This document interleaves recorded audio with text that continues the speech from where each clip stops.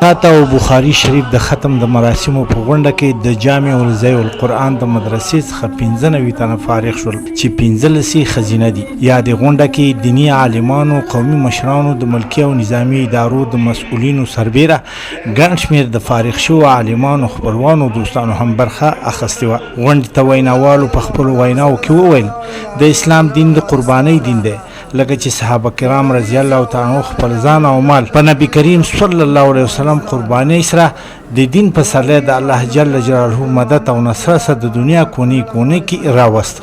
دا چې د ایمان معیار ته به امت محمدیه صلی الله علیه وسلم څرنګه ورسیږي، مولوي خنجري په اړه ملي رادیو ټلویزیون ته داسې وویل: صحابه کرامو با خلکو ته چې کونو مثل را موږ پشان شي ان شاء الله.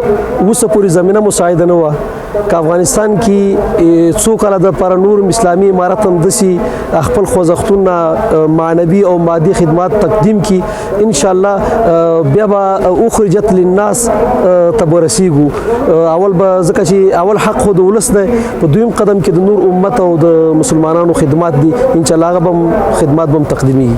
هر کال کونړ کې په سلګونه عالمان جامع ته وړاندې کیږي، خو په پوره دین با کله امت عاملین شي. مولوي عبدالظاهر د ناړۍ ولسوال داسې وویل: علماء کرام چې فارغیږي ان شاء الله العزیز دوی به د ټول امت مسؤلیت ادا کوي او هغه معاشره به جوړیږي چې کوم ان شاء الله د صحابه کرامو په وخت کې صله رحمي او د علم قدر او تقوا او پرهیزګاري او مشران ډېر متوجه دي الحمدلله. لکه چې په دې مبارکه غونډه کې او د شيوخو په بیانونو کې دغه په توصیو کې موږ تاسو واوریدل.